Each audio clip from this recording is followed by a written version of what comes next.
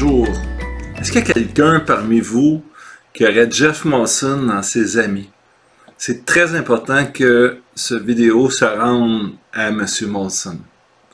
Merci. Bonjour M. Molson. Je me présente, je suis Daniel Pilon, chroniqueur financier indépendant. Probablement vous ne me connaissez pas, mais j'ai ma petite communauté sur le web. Et puis là, aujourd'hui, je suis obligé de vous adresser la parole parce que ça va vraiment pas bien notre équipe de hockey, puis ça fouille dans les poches de bien du monde. Ça fouille dans mes poches aussi. Moi, j'ai connu l'époque de Guy Lafleur. Même, j'ai vu Jean Béliveau. Le Canadien perdait contre Boston. Ma mère a dit « Béliveau va compter, là. Béliveau va compter. » Béliveau comptait. J'ai vu ça. Après ça, j'ai vu Guy Lafleur, Larry Robinson, Cournoyer, la mère, Steve Schott, Maravlich. J'ai commencé ma vie comme ça. Puis, j'aime pas où je suis rendu dans la cinquantaine. Je veux pas finir ma vie avec ce que je vois.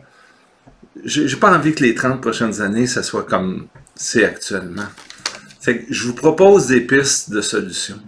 Parce que là, cette année, moi, je suis un gars, j'ai un nouveau site web, Daniel Pilon, chroniqueur financier. Mais je fais pas cette vidéo-là pour faire de la promotion, mais j'ai acheté plein de billets de hockey au début de l'année. Puis, dans le but de faire de la promotion, faire des tirages, etc., avec les membres, les gens, les abonnés Facebook et tout. Puis là, j'ai perdu 1500 $. J'ai les 4 prochains matchs, New York Rangers, Tampa Bay, Pittsburgh, Washington. J'avais trouvé ça sur le marché au début de l'année parce que j'ai travaillé fort. Ça vaut plus 500.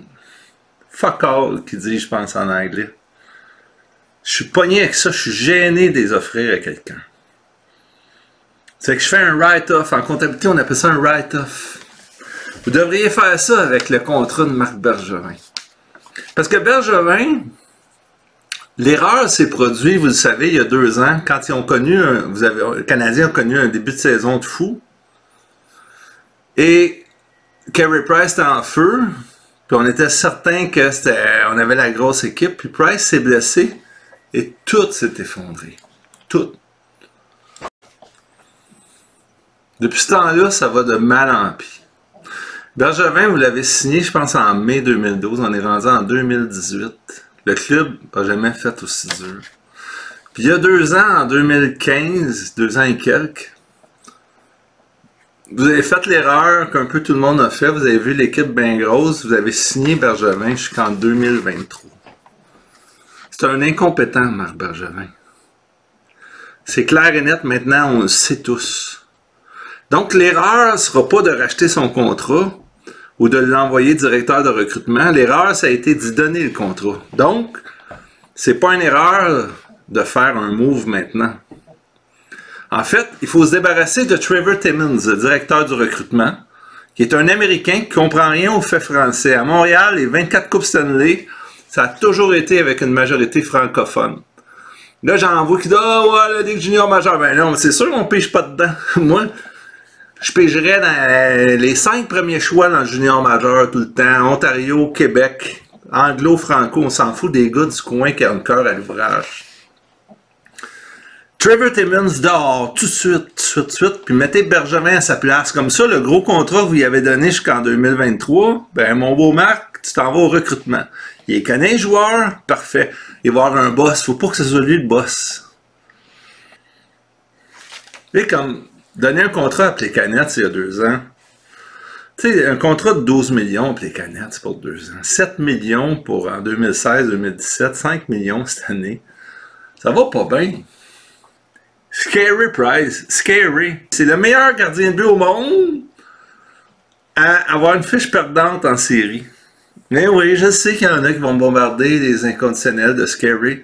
Mais c'est ça la réalité. Il y a eu une bonne série, je pense, dans sa vie. C'était contre Boston. Une fois dans sa vie. C'est à peu près tout. C'est tout. Quand on me lâche avec les comparaisons avec Patrick Roy et Ken Dryden, on est loin. Loin de ça.